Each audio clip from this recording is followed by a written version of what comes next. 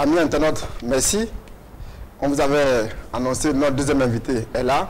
C'est M. Nguessan Lambert, délégué communal PDC Boaké-Gbeke-Koro, les délégués de la région de Gbeke, les membres du bureau politique du PDC-RDA, premier président du conseil régional de Gbeke, président de l'association pour le développement économique et social du département de Boaké. M. Nguessan Bernard, vous avez parcouru 400 km pour Abidjan, pour prendre part à l'émission le lundi dimanche. Bonne arrivée. Merci, merci. Ok. Monsieur Nguessan Bernard, dites-nous aujourd'hui quel est le bulletin de... Monsieur Nguessan, dites-nous aujourd'hui quel est le bulletin de santé du PDCI à Boaké. Avant tout propos, je voudrais d'abord vous dire merci de me recevoir sur votre plateau ce jour et profiter de cette occasion pour dire merci au président de mon parti politique, le PDC-RDA, le président Henri Konan Bédié, m'avoir nommé délégué à Boaké, et dire merci également à notre vaillant secrétaire exécutif, le professeur Kakou Dikaye, pour tout le travail avec le président qui abatte pour la vie de notre parti. Et je voudrais donc, après cela, dire que le PDCI se porte très bien à Boaké. Certains ont pensé que le PDCI n'avait plus pour bastion Boaké, mais le PDCI demeure toujours très vivant à Boaké. Nous avons été, quand je dis nous avons été, c'est au niveau du PDCI, nous avons été assommés par les différentes crises que Boaké a vécues. Et n'oublions pas que Boaké a été la capitale de la rébellion, et que de là, quand vous sortez d'un coup d'État en 1999, et qu'une rébellion éclate à ce niveau, c'est normal que les militants de ce parti, dont on a chassé le président, se sentent apeurés et désertent la ville. Et c'est ce qui s'est passé. Et donc, dans un premier temps, nous avons perdu beaucoup de militants à Boaké. Mais aujourd'hui, les choses commencent à changer. Nous assistons à un retour massif de nos militants sur Boaké. Et comment vous les accueillez, ceux qui arrivent, les militants qui arrivent aujourd'hui? Bon, vous savez, en Afrique, quand il y en a pour un, il y en a pour deux, il y en a pour trois. Ils arrivent en famille. Certains ont eu leur maison totalement détruite, mais la solidarité africaine fait que ceux-là arrivent à se loger auprès des parents qui sont restés sur place. Mais ils sont toujours dans la maison du PDCI-RDA? Oui, ils sont toujours demeurés, ils demeurent toujours militants du PDCI-RDA et ils sont plus que motivés pour que notre parti revienne au pouvoir. Okay. Lors des élections municipales passées, le PDCI avait présenté un candidat. Quelles étaient les raisons de la débâcle du PDCI en ce moment? Les élections sénatoriales, vous voulez dire? Oui. Je crois qu'il y avait un petit problème à ce niveau-là. Le PDCI se porte très bien à Boaké. Et donc, dans le cadre du RHDP que nous avons formé, nous-mêmes n'avons pas tout à fait compris pourquoi la liste RHDP n'a pas pu remporter les élections. Ce sont des indépendants qui ont remporté. Ceux-là, lorsqu'on a essayé de chercher les raisons, on n'a pas trouvé une raison fondamentale, mais ce que nous avons pensé, c'est qu'il y avait un problème peut-être de choix de candidats. Choix de candidats, les deux candidats que le RHDP a présentés, nous ne comprenons pas trop pourquoi ils n'ont pas pu remporter. Est-ce qu'on peut dire que la cohésion au sein des militants du PDCI est vraiment une réalité? Oui. Le PDCI, la cohésion entre... avec Non, non, en vous, militants du PDCI. Entre nous, militants du PDCI, il n'y a aucun problème. Vous avez vu que même les indépendants qui n'étaient pas le choix du RHDP ont remporté. Mais vous savez que nous étions partis pour qu'il y ait le RHDP dans tous les départements de Côte d'Ivoire. Malheureusement, à certains endroits, on n'a pas pu faire le RHDP. Et c'est ce qui est arrivé aussi à Boaké. Ça veut dire que le RHDP à Boaké n'est pas une réalité. Les militants entre eux, ou faut-ils ne s'entendent pas? Bon, je crois qu'il faut accepter certaines réalités. Parce qu'il y a une candidature et puis un indépendant qui vient prendre. Il y a des zones où le PDCI n'a pas pu s'introduire, comme il y a aussi des zones dans le PDCI où le RDR n'a pas pu s'introduire également. Donc c'est des choses qui sont valables dans les deux camps. Aujourd'hui, comment la délégation de Boaké prépare les élections à venir, les municipales, je veux dire? Bon, la délégation de Boaké-Bekekro que je dirige,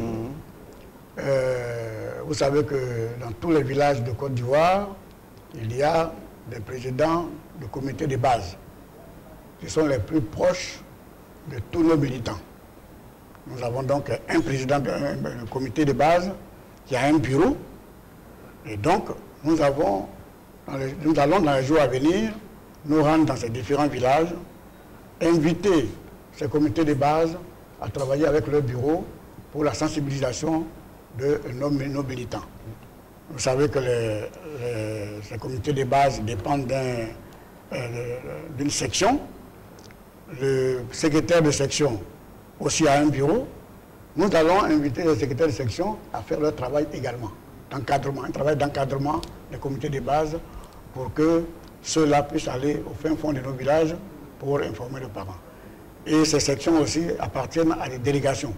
Comme le délégué lui-même a un bureau, hein, il a un responsable des élections, de même qu'au niveau de la section, au niveau du comité de base, il y a des responsables des élections. Nous allons sensibiliser toutes ces personnes-là pour qu'aucun militant ne soit oublié et qu'ils aient le mot d'ordre du parti. D'accord, une étape vraiment importante pour le PDCI de Boaké. Avez-vous déjà arrêté la date? Bon, les alors, élections, le travail que nous faisons d'abord pour l'enrôlement qui va le 18 au 24. suivre, le 18 au 24.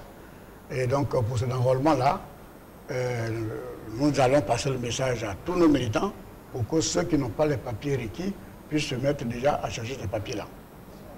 Vous avez des nouveaux majeurs, vous avez des gens aussi qui disposent d'une carte nationale d'identité, mais qui n'ont pas pris soin de se faire enrôler sur le listing. C'est l'occasion de rappeler à tous ceux-là que c'est pas tard, ils peuvent toujours se faire enrôler. Et que ceux aussi qui n'ont jamais été enrôlés, les nouveaux jeunes, hein, il faut qu'ils se mettent au travail, tout ça sous l'encadrement des délégués, des secrétaires de section et des présidents de comité de base.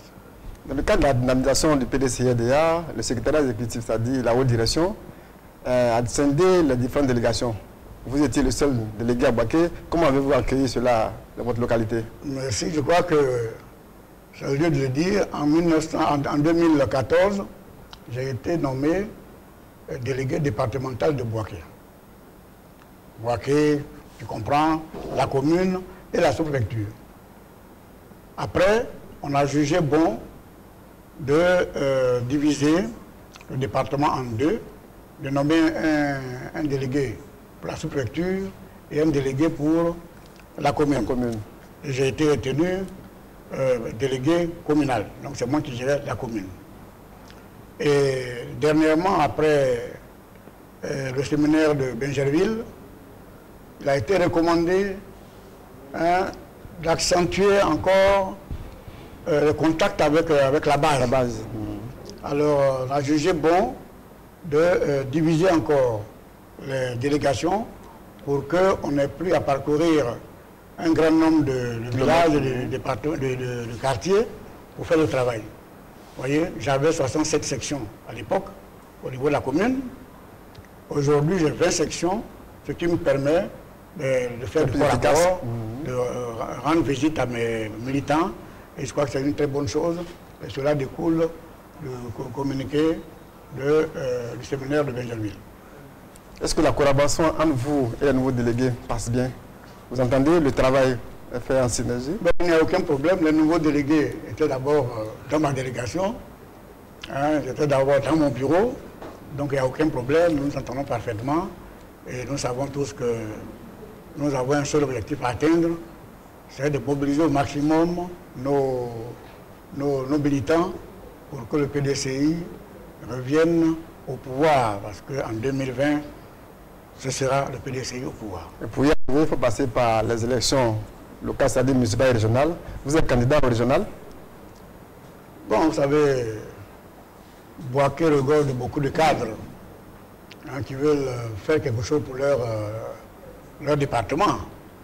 En 2013, nous étions partis pour les régionales. J'ai demandé à être...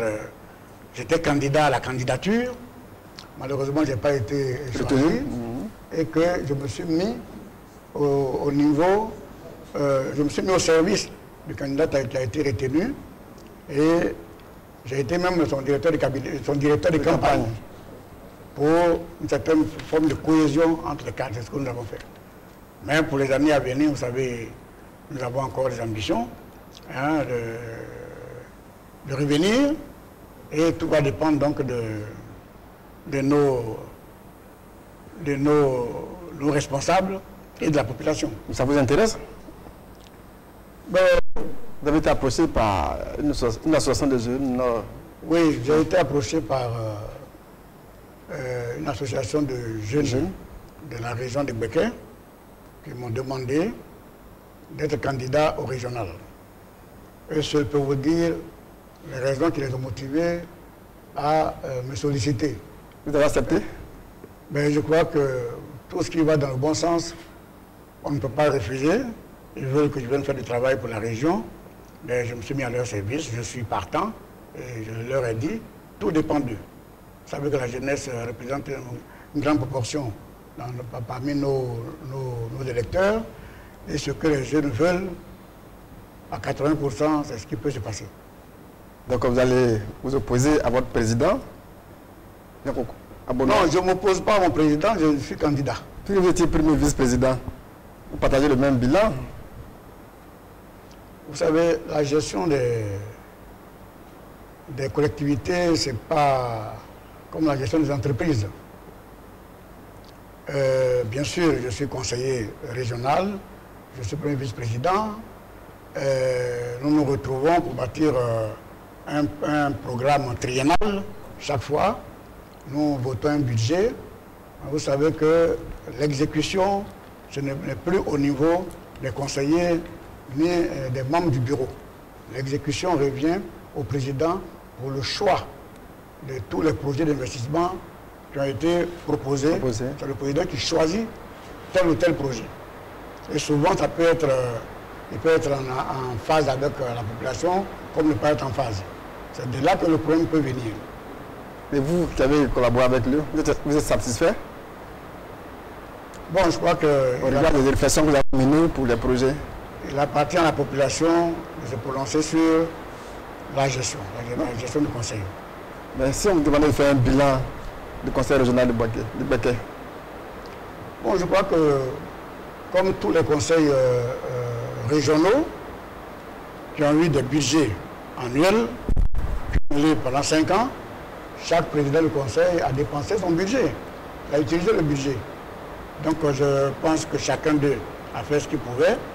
Mais ce que nous avons regretté, surtout dès le départ, c'est qu'un conseil régional qui regroupe 4 grands départements, départements de Boaké, de Sakassou, de Domi et de Boutro, on lui a alloué le budget du conseil général de Boaké de l'époque, qui était juste pour Boaké.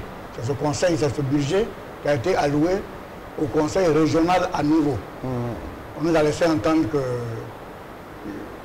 qu'un changement pourrait intervenir, mais malheureusement nous sommes à la fin de notre mandat. On n'a pas vu de changement, alors que Boaké a vraiment besoin Boaké a besoin de beaucoup d'argent pour sa reconstruction.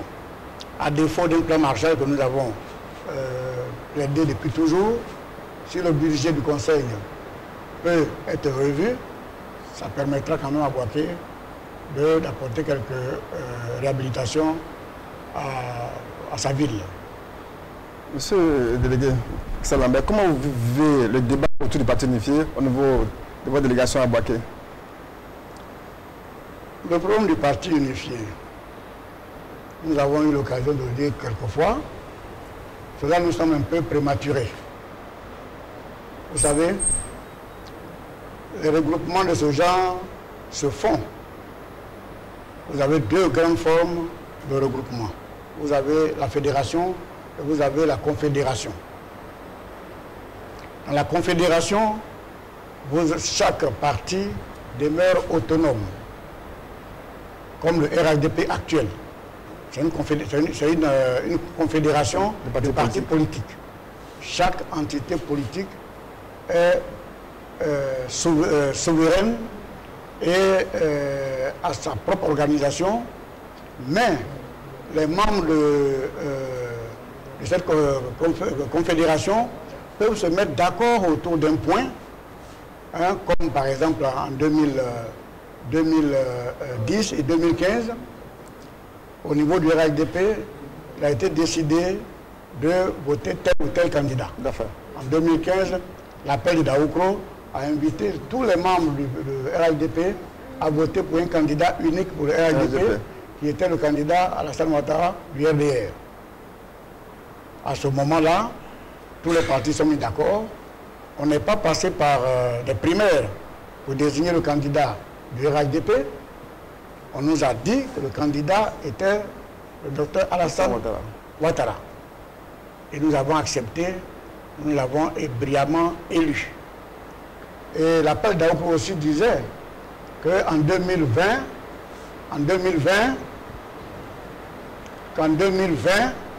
ce sera le tour du PDCI qui présentera un candidat, un militant actif comme candidat du PDCI, et on demandera donc à nos alliés de nous accompagner. Donc ce n'est pas une surprise, nous avons attendu ce moment qui arrive bientôt, et c'est pour ça que nous disons merci au président Bédié, hein, qui au niveau de notre parti est la personne idoine qui inspire et qui conduit la politique du PDCI. Mais au regard de la réalité, est-ce que vous pensez que la passe au PDCI déjà en 2020? Bon, je crois que aujourd'hui nous entendons plusieurs sons de cloche. Les deux personnes que nous regardons, c'est le président Henri Konan Bédié et le président Alassane Ouattara, qui doivent avoir le courage, la volonté politique d'éviter à la Côte d'Ivoire des remous qui pourraient survenir si toutefois les engagements n'ont pas été tenus. Je crois que lorsque le président Bédié a lancé son appel, même les militants du PDCI ont été très surpris. Personnellement, moi aussi, j'étais à Daoukro. J'ai été très surpris pour 2015 que le président nous demande de voter le président Alassane Ouattara. Mais quand on a pris du recul, on a compris que nous avons affaire à un grand sage, le président Henri Konan Bédié, qui sait que notre pays sort d'une situation de crise et que la crise post-électorale n'était pas encore loin, et qu'en voulant s'essayer en 2015, cela pourrait encore allumer certaines flammes. Et lorsqu'il nous a dit votons le président Alassane Ouattara, on a expliqué à nos militants, et c'est ce que nous avons fait, et nous nous félicitons pour cette réussite-là. Et donc nous aussi nous attendons le retour de l'ascenseur pour le PDCI. Est-ce que le PDCI va s'asseoir, bras croisés, attendre qu'on donne le pouvoir? Non, le PDCI c'est un grand parti. Le PDCI c'est un grand parti qui a pu traverser, je dirais, qui vient depuis l'administration coloniale. Nous n'avons pas utilisé la violence avec l'administration coloniale. Nous avons plutôt utilisé des stratégies pour passer à travers l'adversité coloniale. Il a fallu à certains moments que le PDCI s'allie au communisme. Il a fallu après être là avec les socialistes et ensuite avec le gaullisme. Et c'est là que nous avons pu obtenir notre indépendance. Et c'est un peu comme ça que le PDCI gère ces problèmes-là. Et nous savons également qu'à l'époque, avant l'indépendance, il y avait plusieurs partis politiques. Mais lorsque, en 1959, le PDCI a raflé pratiquement toutes les élections, il est devenu de fait l'interlocuteur privilégié de tous les partis politiques qui se sont mis à sa disposition pour arriver au parti unique. Il n'y a pas eu de guerre, il n'y a pas eu de grands discours, mais les autres partis politiques ont reconnu que le PDCI était déjà en avance, et c'est ainsi que se sont ralliés, et nous sommes entrés dans le parti unique jusqu'en 1990. La question sur le parti unifié divise aussi les cadres du PDCI-RDA. Quelle est votre position là-dessus? Est-ce que vous avez des craintes? Bon, alors, effectivement, nous entendons plusieurs sons de cloche. Certains militants PDCI qui ont pris faire cause pour le parti unifié très rapidement. Et je crois que cela, nous devons, pour un parti comme le PDCI, qui a près de 73 ans aujourd'hui, on ne peut pas du jour au lendemain faire disparaître un tel parti. Il faut beaucoup de temps pour expliquer à ces militants, ce n'est pas une affaire d'un mois, de 2 mois, pour y arriver. Et aujourd'hui, aller dans nos contrées pour tenir un congrès, pour prendre une décision de choses que le PDCI n'existe plus, c'est des choses qui sont très très difficiles à dire et ce qu'on fait partager par la base. Donc nous sommes partants pour le RLDP sous sa forme actuelle, qu'on met en branle quand il faut pour l'intérêt d'un membre du RLDP, mais pas faire disparaître nos partis politiques au profit d'un parti unifié. Parce que le parti unifié aujourd'hui, nous ne savons pas très bien ce qu'il comporte. Et qu'aller rapidement, cela peut encore nous faire entrer dans des phases troubles. Okay. Au niveau du PDC, récemment, le président Henri Konan Bédié a pris certaines décisions très importantes. Il a même réaménagé le secrétariat exécutif. Un commentaire là-dessus? Tout à l'heure, j'ai dit que le président du PDCI-RDA, c'est la personne qui inspire et conduit notre politique.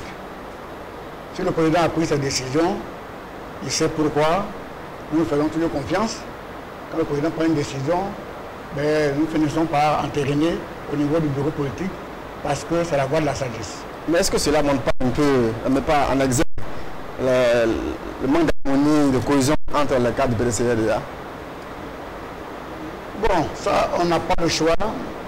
Mais vous savez, la plupart de nos militants qui sont favorables au parti unifié aujourd'hui, c'est les militants qui cohabitaient avec notre allié au pouvoir aujourd'hui et que, vous savez, il arrive des fois où, lorsque vous avez un tuteur, il vous traite tellement bien que pour ceux qui ne font pas trop attention, ils oublient que leur père est meilleur.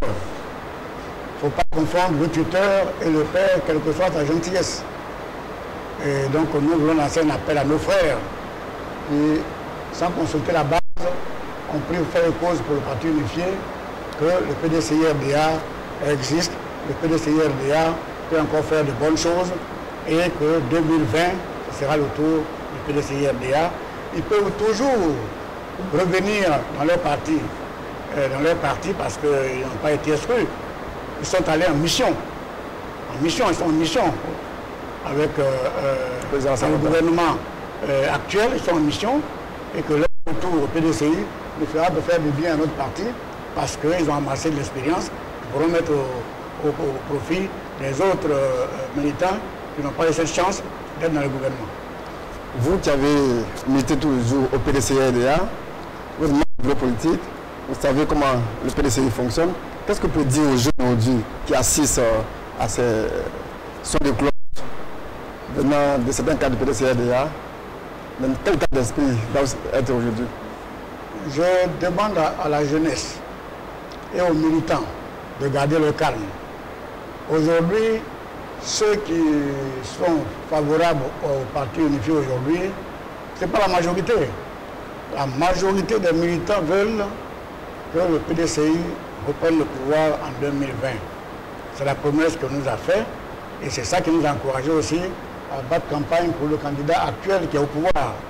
Et que tant que, au niveau du RHDP, on décidera cette alternance, ça peut tenir 10 ans, 20 ans, 30 ans, nous continuerons jusqu'à ce que, si nous considérons le RHDP actuel comme la période de fiançailles, pour que le mariage ait lieu, il faudrait qu'on sache que les fiançailles ont connu du succès sur un certain nombre d'années.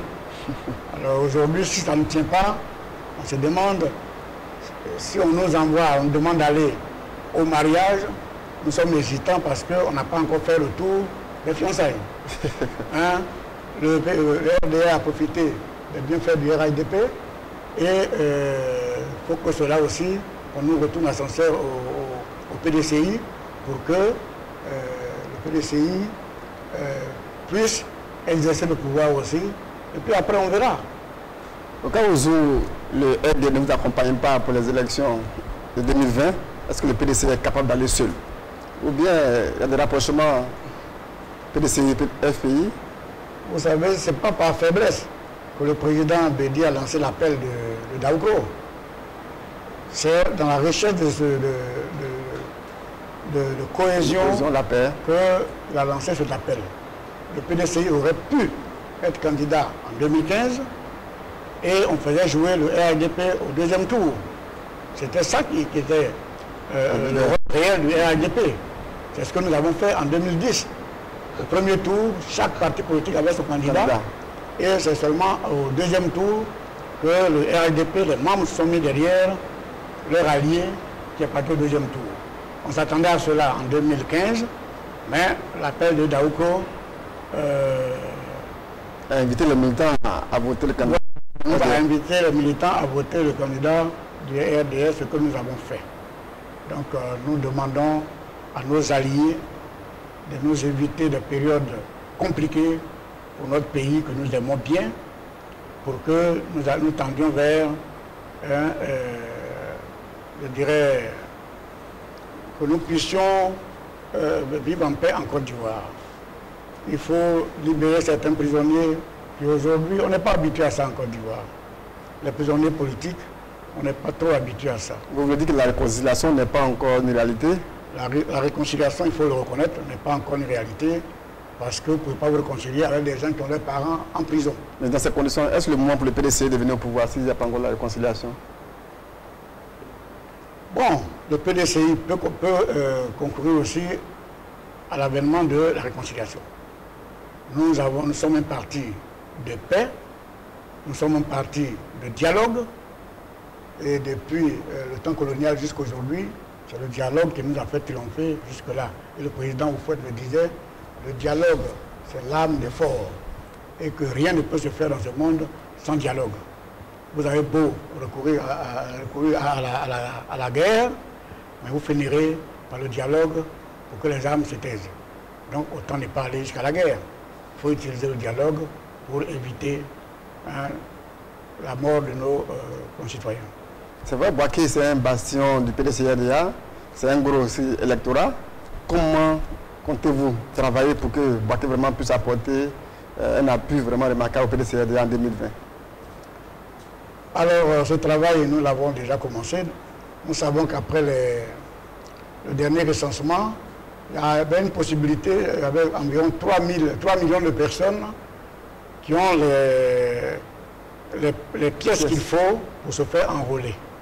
Mais ceux-là ont gardé le silence et nous voulons, sur ces 3 millions de personnes qui peuvent devenir des électeurs demain, nous pensons pouvoir mobiliser au moins la moitié au PDCI pour renforcer un peu nos voix.